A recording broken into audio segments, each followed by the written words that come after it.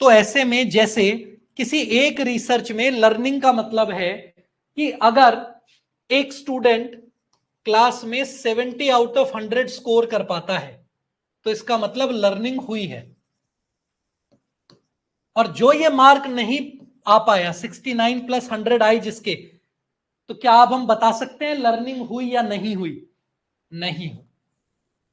तो लर्निंग जो कि एक वाइड कॉन्सेप्ट है, काफी ब्रॉड कॉन्सेप्ट है, उसको हमने इस रिसर्च के लिए बता दिया।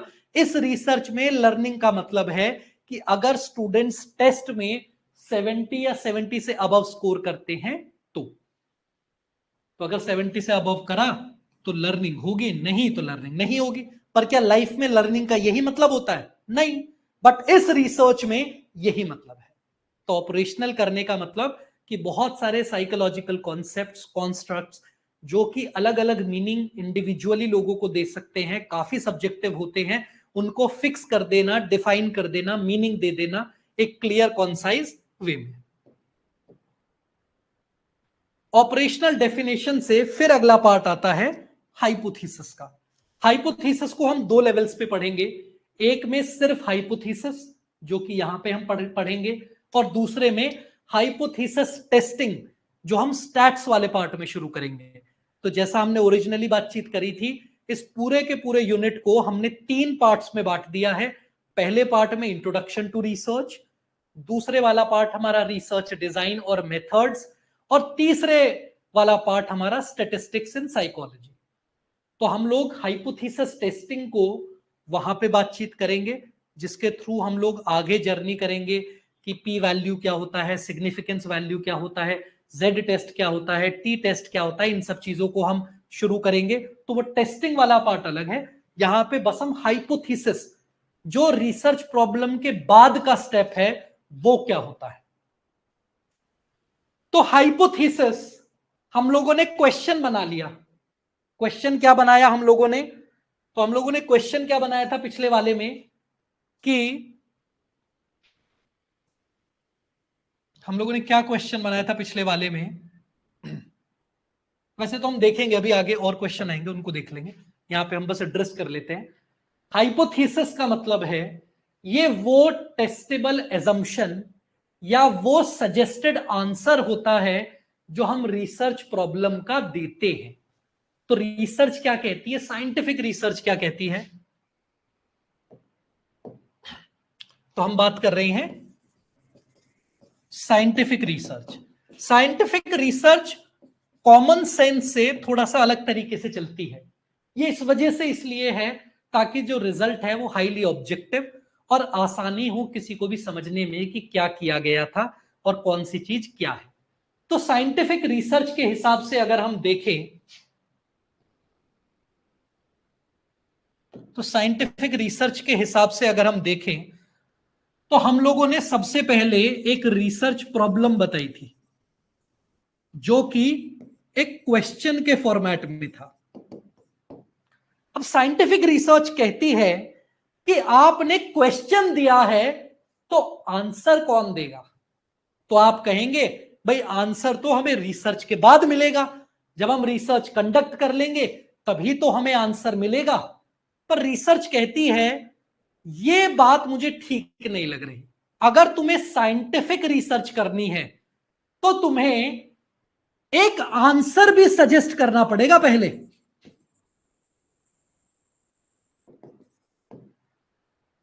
और बाद में रिसर्च करने के बाद तुम्हें यह बताना होगा कि जो आंसर तुमने दिया था क्या तुम्हारी रिसर्च में वही आंसर आया है। अगर वही आया है तो यह बात ठीक है, अगर गलत आया है तो फिर बात नहीं ठीक है। तो साइंटिफिक रिसर्च क्या कहती है कि प्रॉब्लम अगर आपने दी है, क्वेश्चन अगर आपने रेज करा है, तो उस क्वेश्चन का सजेस्टेड आंसर भी आपको देना होगा। वो सजेस्टेड आंसर यहां पर हाइपोथेसिस कहलाता है या फिर रिसर्च हाइपोथेसिस।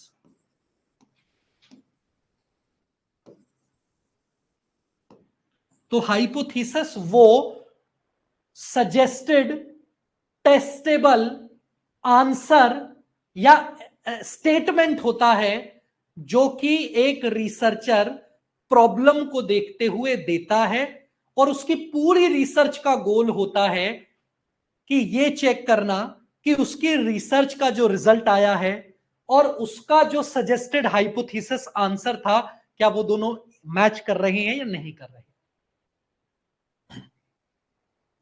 तो हाइपोथेसिस जो है सुहाना, ऐसा नहीं है कि इंडक्टिव अप्रोच में आप हाइपोथेसिस नहीं बना सकते, लेकिन अगर आप हाइपोथेसिस बना के काम कर रहे हो तो हाइपोथेसिस किसी प्री एग्जिस्टिंग रिसर्च पे बेस्ड होगा। Just a minute.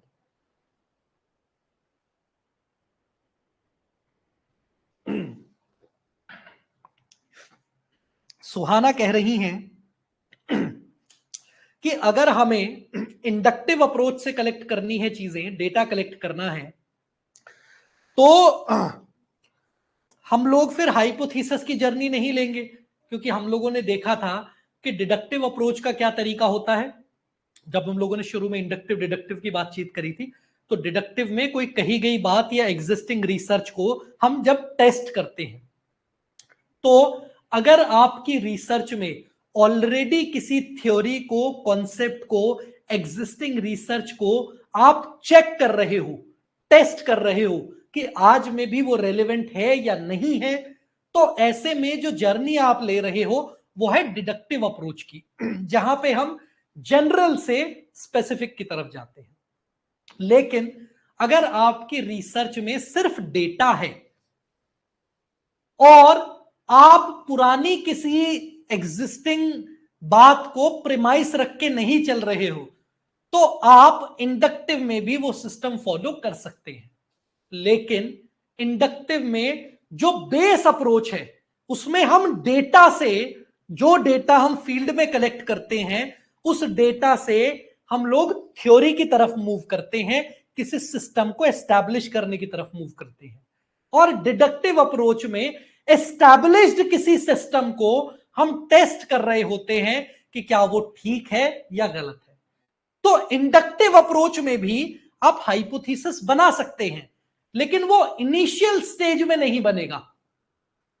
हाइपोथेसिस तो आप कहीं से अंदाजा ले रहे हो ना, तो ऐसे में जब आप ओपन विचारधारा से फील्ड में जा रहे हो, आपने डेटा कलेक्ट करा, डेटा कलेक्ट करने से आपकी समझ बनी और उस समझ से आप कोई सजेशन दे रहे हो, कोई हाइपोथेसिस जनरेट कर रहे हो, तो वो भी काम चल जाएगा। क्योंकि जब हमने डिडक्टिव के आइडेंटिफायर की बात करी थी, तो हमने आइडेंटिफायर में हाइपोथेसिस आइडेंटिफायर नहीं बताया था। हमने क्या बताया था आइडेंटिफायर, अगर आप लोगों को याद हो, क्या किसी को याद है हमने क्या आइडेंटिफायर बताया था डिडक्टिव रिसर्च को आइडेंटिफाई करने में, डिडक्टिव अप्रोच को? अगर कोई बताना चाहे, क्या हम लोगों ने बताया था, क्या आइडेंटिफायर हम लोगों ने यूज किया था जिससे हम आइडेंटिफाई कर पा रहे थे कि भाई ये डिडक्टिव अप्रोच है या इंडक्टिव? टॉप डाउन तो उसका एक और नाम हो गया सात्विक। टॉप डाउन तो हमने कहा कि जनरल से हम स्पेसिफिक की तरफ आ रहे हैं, बड़ी बात से छोटी की तरफ आ रहे हैं, टॉप से डाउन की तरफ आ रहे हैं। बेस्ड ऑन, बिल्कुल Shreya, based on prior studies, पहले की गई स्टडीज के बेसिस पे ये हाइपोथेसिस बनाई है हमने। हाइपोथेसिस आइडेंटिफायर नहीं था, based on prior research identifier था। तो रिसर्च हाइपोथेसिस वो सजेस्टेड आंसर होता है जो हम अपने रिसर्च क्वेश्चन का देते हैं और फिर एंड में जाके टेस्ट करते हैं कि क्या हमारे रिसर्च का रिजल्ट भी वही था जो हमने आंसर दिया था। अगर हाँ तो बढ़िया, नहीं तो फिर कुछ और स्टेप्स लिए जाते हैं। तो ये डिक्लेरेटिव सेंटेंस में लिखा जाता है। डिक्लेरेटिव मतलब डिक्लेयर करते हुए कि फीमेल्स का स्कोर स्टैट्स के टेस्ट के स्कोर से, वो फीमेल्स का स्कोर स्टैट्स के टेस्ट में मेल्स से ज्यादा होगा, हम डिक्लेयर कर देते हैं। ये आंसर हम डिक्लेयर कर देते हैं कि ज्यादा होगा। अब स्टडी करके अगर बात वही निकली तो ठीक बात है, अगर कुछ अलग निकली तो फिर ये बात ठीक नहीं थी। तो हम लोग हाइपोथेसिस को डिक्लेरेटिव स्टेटमेंट में पोटेंशियल रिलेशनशिप बताते हुए कि फीमेल्स का स्कोर ज्यादा है, तो एक पोटेंशियल रिलेशनशिप हमने बता दी दोनों के बीच में। तो ऐसे में ये 2 हटा दीजिए, 2 नहीं, कुछ एसेंशियल कैरेक्टरिस्टिक्स हैं हाइपोथेसिस की। सबसे पहला, ये प्रिसाइजली स्टेटेड और कॉन्सेप्चुअली क्लियर होना चाहिए। स्टेटमेंट को देख के पता होना चाहिए कि आप क्या डिक्लेयर कर रहे हो, क्या आपकी रिसर्च का फोकस है। कोई वाइल्ड और इम्प्रोबेबल गेस नहीं होना चाहिए, रादर एग्जिस्टिंग लिटरेचर में ग्राउंडेड होना चाहिए, इकोनॉमिकल होना चाहिए और पार्सिमोनियस होना चाहिए। पार्सिमोनी मतलब सबसे सिंपल एक्सप्लेनेशन, उसको हमें चूज करना चाहिए। इकोनॉमिकल मतलब कि इसको करना फाइनेंशियली स्ट्रेनिंग नहीं होना चाहिए, समाज पे, सरकार पे, लोगों पे वो ईज होनी चाहिए। और स्कोप थोड़ा बड़ा होना चाहिए कि हम और कुछ एडिशनल, अगर हमें कोई डिडक्शन करने हैं या और कोई एडिशनल चीज हमें बाद में पता चलती है तो वो इनकॉर्पोरेट हो सके रिसर्च में। तो थोड़ी सी जनरल या ब्रॉड भी होनी चाहिए। तो हाइपोथेसिस टेस्टिंग के क्या एम होते हैं? जब हम इस हाइपोथेसिस को टेस्ट करते हैं तो हमारा क्या एम होता है? डिफरेंस जानना कि क्या सच में कोई डिफरेंस एग्जिस्ट करता है, यानी कि मेल्स और फीमेल्स के स्कोर में डिफरेंस है, या फिर रिलेशनशिप कि कोई रिश्ता दोनों के बीच में है, सिगरेट पीने से मेडिकल कंडीशंस में इशू आता है, अगर कोई रिलेशनशिप एस्टैब्लिश कर पा रही हैं, या फिर इंटरैक्शन, दोनों में किसी तरीके का कोई इंटरैक्शन हो रहा है, चाहे दूर का ही क्यों ना हो, लेकिन कुछ हो रहा है, प्रभाव पड़ रहा है एक से दूसरे पर। तो ये 3 चीजें हम लोगों का मेजर गोल होती है जब हम इस हाइपोथेसिस को आगे जाके टेस्ट करते हैं अपनी रिसर्च में।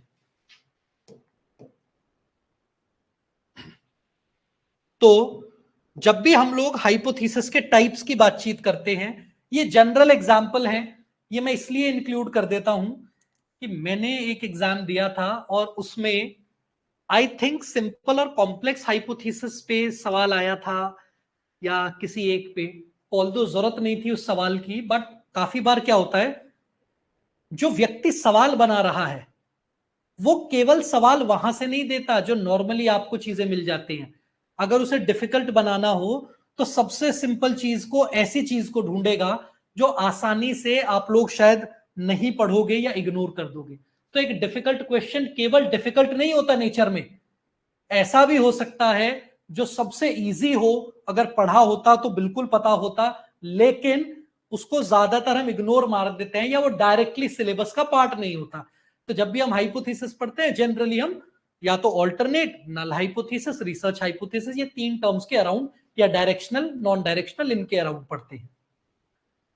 तो ऐसे में आपको हम 3 लेवल्स पे यहां देखेंगे और फिर लास्ट अगले पेज पे हम अगला कैटेगरी देखेंगे। तो पहला है जनरैलिटी पे, कि जो भी हाइपोथेसिस बात कह रही है वो कितने लोगों पे, कितनी सिचुएशंस पे लागू हो रही है। अगर वो सब पर लागू हो रही है तो यूनिवर्सल, अगर वो किसी पर्टिकुलर एक केस पर लागू हो रही है तो एग्जिस्टेंशियल, यानी कि किसी एक एग्जिस्टेंस पे। एक्सप्लेनिंग के बेसिस पे कि हाइपोथेसिस का गोल क्या है, सिर्फ किसी चीज को डिस्क्राइब करना गोल है या दो के बीच में रिश्ता एक्सप्लेन करना गोल है। तो डिस्क्रिप्टिव स्टेटमेंट में हम लोग किसी बिहेवियर को मेजरली डिस्क्राइब कर देते हैं उसकी कैरेक्टरिस्टिक्स में। जैसे अगर हम अकेले होते हैं तो हम ज्यादा बार चैनल चेंज करते हैं इन कंपैरिजन टू जब हम दूसरों के साथ होते हैं। तो ये हमारी एक हाइपोथेसिस जनरली बन सकती है कि जब एक व्यक्ति अकेला होता है तो वो टीवी पे ज्यादा बार चैनल चेंज करता है इन कंपैरिजन टू जब वो दूसरों के साथ होता है। तो हमने एक बिहेवियर को, चैनल चेंज करने को, उसको डिस्क्राइब कर दिया, बता दिया, और यही गोल था हमारा कि अगर रिसर्च सक्सेसफुल हो गई तो हाइपोथेसिस टेस्ट हो गई कि हाँ, अकेले में एक व्यक्ति ज्यादा बार रिमोट को प्रेस करता है और चैनल चेंज करता है। दूसरी तरफ एक्सप्लेनेटरी हाइपोथेसिस या कॉजल हाइपोथेसिस, जिसका गोल होता है कि कोई भी कॉज एंड इफेक्ट रिलेशनशिप में पता चले। जैसे अगर बोरिंग एड्स आ रहे हैं इसलिए चैनल बार बार चेंज किए जाते हैं, तो बोरिंग एड्स की वजह से चैनल चेंज हो रही हैं, अकेलेपन की वजह से नहीं। या ये भी एक रिसर्च हो सकती है। तो इस तरीके से लास्ट में हाइपोथेसिस में कितने वेरिएबल्स हैं, कितनी चीजों पे रिसर्च करने का फोकस किया जा रहा है एक सिंगल हाइपोथेसिस में, उसके बेसिस पे सिंपल और कॉम्प्लेक्स हाइपोथेसिस। सिंपल हाइपोथेसिस वो होती है जिसमें एक या दो वेरिएबल्स होते हैं, जैसे हम लोगों ने बातचीत करी, या फिर हम जैसे देखना चाहें कि जेंडर का डिफरेंस हम देखना चाहते हैं किस चीज पर, टेस्ट स्कोर पर, तो टेस्ट स्कोर जेंडर दो वेरिएबल है। कॉम्प्लेक्स वो होंगे जिसमें दो से ज्यादा वेरिएबल है। हम लोग ये देखना चाहते हैं कि टेस्ट स्कोर और टीचिंग स्टाइल का क्या इंपैक्ट होता है स्टैट्स के टेस्ट स्कोर्स पे। तीन वेरिएबल हो गए हमारे पास में, तो वो कॉम्प्लेक्स हाइपोथेसिस। तो जितने ज्यादा वेरिएबल उतना ज्यादा कॉम्प्लेक्स। तो जनरली बस इस तरीके से ध्यान में होना चाहिए, कोई एज सच इसको याद करने की आवश्यकता नहीं है। और अब हम आ रहे हैं मेन मुद्दे पे, मेन उद्देश्य पे, रिसर्च प्रॉब्लम से हाइपोथेसिस की तरफ। जो हाइपोथेसिस हम लोग रिसर्च में यूज करते हैं, नल हाइपोथेसिस और ऑल्टरनेट हाइपोथेसिस। तो मान लीजिए हम लोगों ने रिसर्च प्रॉब्लम बनाई, हम ये देखना चाहते हैं क्या रोट लर्निंग का कोई रिलेशनशिप है स्टूडेंट्स की क्लास परफॉर्मेंस के साथ में। रोट लर्निंग मतलब रटना, रट के याद करना, क्या इसका इंपैक्ट बच्चों के स्कोर्स पे होता है या नहीं होता। तो इसके बेसिस पे हमने एक प्रॉब्लम बना दी क्वेश्चन के फॉर्मेट में कि is there a relationship between rote learning and students class performance. तो रिसर्च हाइपोथेसिस क्या होती है, वो हाइपोथेसिस जो हम इस प्रॉब्लम के बेसिस पे सजेस्टेड आंसर देते हैं। तो जो हाइपोथेसिस हम अब तक देख रहे थे उसी को हम रिसर्च हाइपोथेसिस कहते हैं। वो हाइपोथेसिस जो रिसर्च प्रॉब्लम को हम लोगों ने आंसर सजेस्ट करते हुए हम लोग देते हैं। जैसे rote learning enhances students performance in class quiz. तो हम लोगों ने रिसर्चेस देखी पुरानी, और हमने देखा कि हाँ भाई इंपैक्ट पड़ता है और पॉजिटिव इंपैक्ट पड़ता है, यानी कि डायरेक्शन है इसमें आगे की तरफ, यानी कि बढ़ रहा है। तो बढ़ रहा है तो ये हाइपोथेसिस होगी रिसर्च हाइपोथेसिस। प्रॉब्लम का जो भी हम हाइपोथेसिस बनाते हैं उसको रिसर्च हाइपोथेसिस कहते हैं। अब हम लोगों ने क्या बात करी थी ओरिजिनली, कि साइंटिफिक रिसर्च कॉमन सेंस से अलग चलती है, उसको चीजें साइंटिफिक वे में करना पड़ता है, एक बहुत ही सिस्टमैटिक स्ट्रक्चर से बढ़ना होता है। तो ये क्या कहती है साइंटिफिक रिसर्च, कि सिर्फ इस हाइपोथेसिस को टेस्ट नहीं करना, आपने जो भी हाइपोथेसिस बनाई है अपनी, इसके बिल्कुल ऑपोजिट एक बात रखो और फिर उस बात को रिजेक्ट करो। क्या कह रही है ये कह रही है कि जो भी आपने आंसर दिया था उस आंसर के ऑपोजिट बात को आपको टेस्ट करना है, यानी कि जिसको हम कहते हैं नल हाइपोथेसिस। क्या कहते हैं हम, नल हाइपोथेसिस। नल मतलब जीरो, निगेशन, डिवॉइड। तो नल हाइपोथेसिस मतलब जो भी आपने रिसर्च हाइपोथेसिस बनाई है, जो भी कुछ है, उस स्टेटमेंट के ऑपोजिट एक स्टेटमेंट लिखो। तो आपने क्या बनाया था, आपने बनाया था rote learning enhances students performance in class quiz. इसके बिल्कुल ऑपोजिट बात क्या होगी, या तो हम ये कहेंगे कि rote learning decreases students performance, या तो बिल्कुल ऑपोजिट बात ये होगी, या फिर एक और बात हम कह सकते हैं क्या, कि rote learning has no impact on scores. तो हम नल हाइपोथेसिस को वो हाइपोथेसिस बनाते हैं जो इफेक्ट को 0 पे लेके आ जाता है या बिल्कुल ऑपोजिट कर देता है। तो जो बात कही थी उसको निगेट कर दिया।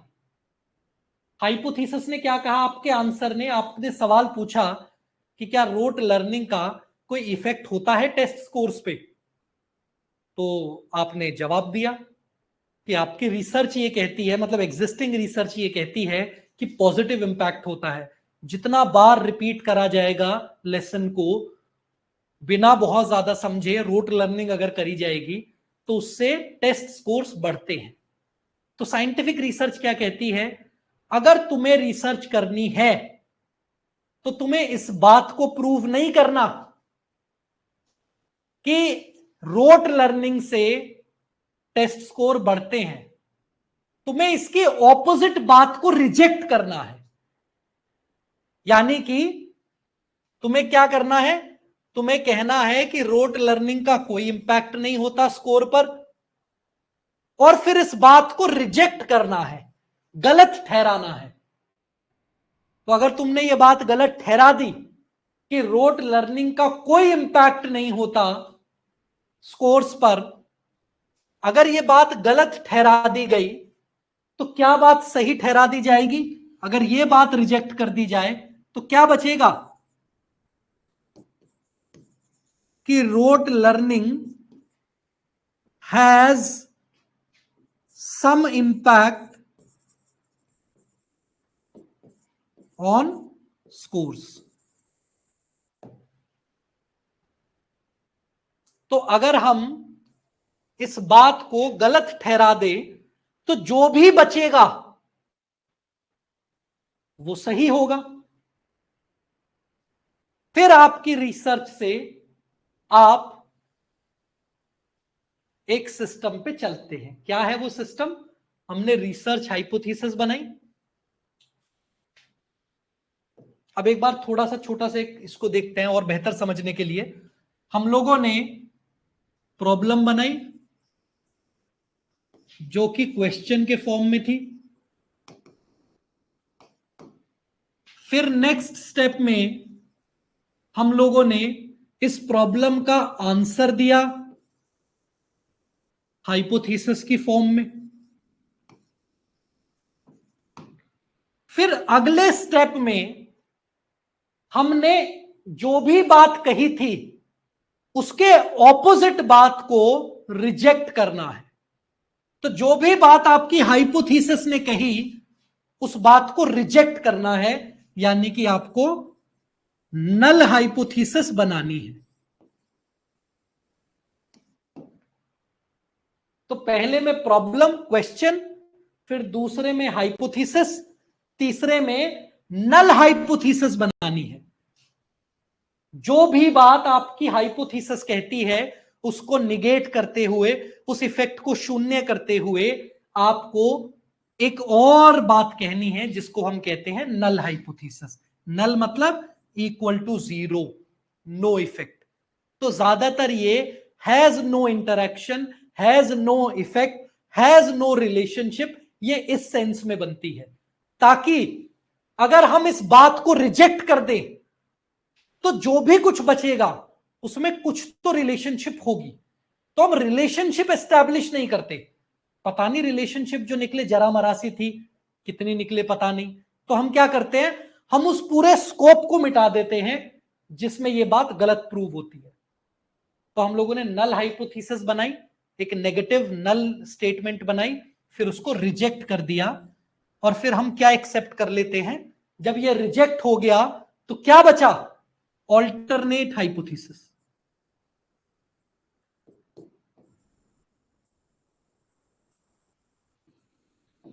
यह ऑल्टरनेट हाइपोथेसिस रिसर्च हाइपोथेसिस ही होती है।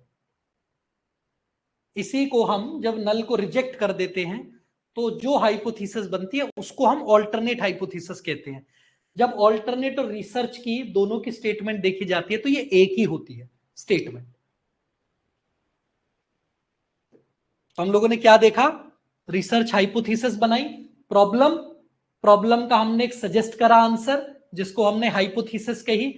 फिर हमने जो भी सजेस्ट करा था आंसर उसको रिजेक्ट करते हुए एक नई हाइपोथेसिस बनाते हैं जिसको हम नल हाइपोथेसिस कहते हैं, और फिर इस नल हाइपोथेसिस को हम रिफ्यूज करते हैं, निगेट करते हैं, रिजेक्ट करते हैं। अगर इसको रिजेक्ट कर दिया तो जो भी कुछ बचा उसको हम ऑल्टरनेट हाइपोथेसिस कहते हैं कि भाई ये रिजेक्ट हो गया तो ऑल्टरनेट क्या बचा हमारे पास में, ये ऑल्टरनेट हाइपोथेसिस वही सेम स्टेटमेंट होती है जो रिसर्च हाइपोथेसिस होती है। तो कुछ टर्म्स में काफी बार कंफ्यूजन ना हो तो इसलिए थोड़ा सा क्लैरिटी मैंने देने का प्रयास करा है यहां पे। तो देखा जाए तो रिसर्च में हमारी दो तरीके की हाइपोथेसिस होती है। पहली हाइपोथेसिस नल हाइपोथेसिस जिसको म्यू नॉट कहा जाता है, हाइपोथेसिस को हम म्यू से डिनोट करते हैं, और ऑल्टरनेट हाइपोथेसिस का मतलब म्यू और उसके नीचे ए लिखकर, या फिर एच 0 एच ए। तो दो तरीके की हाइपोथेसिस होती है हमारी, एक नल और एक ऑल्टरनेट। नल हाइपोथेसिस वो हाइपोथेसिस होती है जो कि हमारे सजेस्टेड आंसर को निगेट करती हो, रिजेक्ट करती हो, जीरो करती हो। ये ज्यादातर no effect, no interaction, no relationship इस तरीके से लिखा जाता है। और जब हम नल को रिजेक्ट कर देते हैं तो क्या बचा हम पे, ऑल्टरनेट हाइपोथेसिस, जो अगर सही मायनों में देखा जाए तो बस रिसर्च हाइपोथेसिस ही होती है।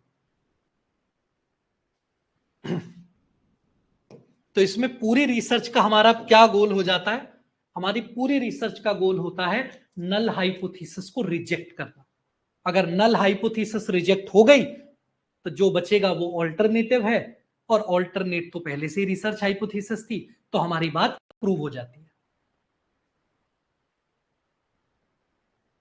तो जब भी हम, ये क्या है नल हाइपोथेसिस, एक तरीके से देखा जाए तो नल हाइपोथेसिस को हम लोग ऐसे भी देख सकते हैं, innocent until proven guilty, innocent until proven guilty. तो हम क्या करते हैं, हम हर रिलेशनशिप को इनोसेंट या नो रिलेशनशिप मानते हैं जब तक ये बात रिजेक्ट ना हो जाए और हम ये ना कह सकें कि क्योंकि ये चीज रिजेक्ट हो गई तो जो भी कुछ बचेगा दैट इज सम रिलेशनशिप। तो अगर ना रिलेशनशिप नहीं है, संबंध नहीं है, ये रिजेक्ट हो गई बात, तो कुछ तो संबंध होगा, बस यही बात बचती है, और यही रिसर्च का गोल होता है। फिर क्या मेथड आप लगा रहे हो, कितना सिग्निफिकेंट रिजल्ट है, ये सारी की सारी चीजें बताती है कि ये रिलेशनशिप सम है या ज्यादा है, कितनी इफेक्टिव है। तो जो हमारी हाइपोथेसिस होती है वो दो बन गई, नल और ऑल्टरनेट। और ऑल्टरनेट हाइपोथेसिस जो बनती है, मान लो नो रिलेशनशिप रिजेक्ट हो गया तो अब सम रिलेशनशिप बची, क्या बची, सम रिलेशनशिप। अब ये रिलेशनशिप या तो पॉजिटिव होगी इंक्रीजिंग, या फिर नेगेटिव डिक्रीजिंग, यानी कि फीमेल्स का स्कोर ज्यादा है टेस्ट पर तो ज्यादा, या फिर फीमेल्स का स्कोर कम है टेस्ट पर कम। तो दो तरीके से हम ऑल्टरनेट हाइपोथेसिस को देखते हैं, एक वन टेल्ड या डायरेक्शनल, मतलब एक ऑल्टरनेट हाइपोथेसिस कैसी बनती है, वन टेल्ड या डायरेक्शनल, और दूसरी टू टेल्ड या नॉन डायरेक्शनल। तो जो ऑल्टरनेट हाइपोथेसिस जिसमें ग्रेटर देन, स्मॉलर देन, कुछ इस तरीके का रिश्ता हो, उसको हम जीरो तो हो ही नहीं सकता क्योंकि जीरो तो नल में था, तो या तो जीरो से ज्यादा होगा या जीरो से कम होगा। या तो कुछ इफेक्ट पॉजिटिव है या कुछ इफेक्ट नेगेटिव है। तो जब हम बता देते हैं कि इफेक्ट पॉजिटिव है, हाइपोथेसिस में ही हम बता देते हैं कि जो आपने आंसर दिया है उसमें इंक्रीज होगा या डिक्रीज, तो हमने डायरेक्शन बता दी, वो डायरेक्शन चाहे ऊपर हो चाहे नीचे हो, तो वो कहलाती है हमारी डायरेक्शनल हाइपोथेसिस या फिर वन टेल्ड। वन टेल्ड हम नॉर्मल प्रोबेबिलिटी कर्व पे देखते हैं कि या तो इस तरफ जाएगा या इस तरफ जाएगा, किसी एक तरफ जाएगा, या तो प्लस में जाएगा या माइनस में जाएगा, या तो बढ़ेगी रिलेशनशिप या गिरेगी रिलेशनशिप। तो मीन से ऊपर जा रहा है या नीचे जा रहा है, तो वो डायरेक्शनल हाइपोथेसिस। और नॉन डायरेक्शनल या टू टेल्ड हाइपोथेसिस कहते हैं जिसमें हम ना बता पाए या रिसर्च नहीं बता पा रही कि प्लस है या माइनस, तो आप हाइपोथेसिस क्या दे देते हो कि there is some relationship, but वो रिलेशनशिप पॉजिटिव है नेगेटिव है ये नहीं पता, तो हम क्या कहते हैं कि there is some relationship between the gender and test scores, but वो बढ़ रहा है घट रहा है हमको नहीं पता। तो ऐसे में नॉन डायरेक्शनल का मतलब है कि जिसमें हम एग्जैक्टली ना बता सके कि जो रिलेशनशिप है वो ग्रेटर देन है या लेसर देन है। तो ऐसे में ये हाइपोथेसिस का सिंबल अगर ऐसे लिखा है म्यू ग्रेटर देन और म्यू लेस देन, या इसको और कैसे कह सकते हैं हम, एच ग्रेटर देन और एच लेसर, ऑल्टरनेट का, तो इसका मतलब डायरेक्शन दे रहे हैं हम, या तो म्यू बड़ा है या छोटा है, तो इसमें हम डायरेक्शन दे रहे हैं। और दूसरी तरफ इसका ऑपोजिट क्या है, इसका ऑपोजिट कि हम डायरेक्शन नहीं दे रहे, हम क्या कह रहे हैं, is not equal to zero. Zero तो नहीं है पर पॉजिटिव है नेगेटिव है। स्मोकिंग का कुछ तो इफेक्ट है मेडिकल हेल्थ पे, मतलब बच्चे इंडिविजुअल की मेडिकल हेल्थ पे, फिजिकल हेल्थ पे, बट इफेक्ट क्या है, क्या ज्यादा सिगरेट पीने से ज्यादा हेल्थ खराब होती है या ज्यादा सिगरेट पीने से कम हेल्थ खराब होती है, ये नहीं पता। अगर नहीं पता तो नॉट इक्वल टू जीरो, वो ज्यादा भी हो सकती है कम भी हो सकती है, बट कुछ तो है रिलेशनशिप। तो ये है हमारा हाइपोथेसिस। ये null hypothesis, writing a null hypothesis, ये आप लोगों के लिए स्लाइड है। इस स्लाइड को आप लोग अपने लेवल पे जब रिसर्च आप कंप्लीट कर लेंगे तो आपको बेहतर तरीके से समझ आएगा कि ग्रुप मीन में नल हाइपोथेसिस कैसे बनती है, और आपके ग्रुप मीन्स में, प्रोपोर्शंस में, और कोरिलेशन रिग्रेशन में। बस ये आइडिया के लिए, ये आपको बस समझ देने के लिए कि नल कैसे बनती है, क्या होती है। तो ये स्लाइड बस आपके लिए है, जब धीरे धीरे आप टॉपिक समझ जाएंगे तो ये पार्ट समझ जाएंगे। और फिर कल हम लोग शुरू करेंगे वेरिएबल्स, ठीक है। तो फिर कल मैं आपका कवर कराऊंगा variables. Okay, so this is it for today's class. Thank you so much everyone. और अब आप लोग अपनी जो कुछ क्वेरीज हैं आप पूछ सकते हैं, अदरवाइज अब क्लास समड अप है and we'll be meeting tomorrow. Okay, thank you so much everyone, thank you.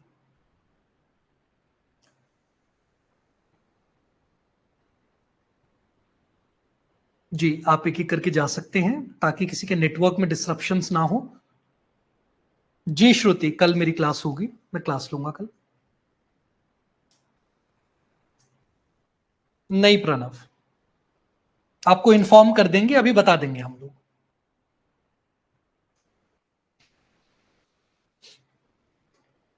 Okay, thank you so much everyone, thank you.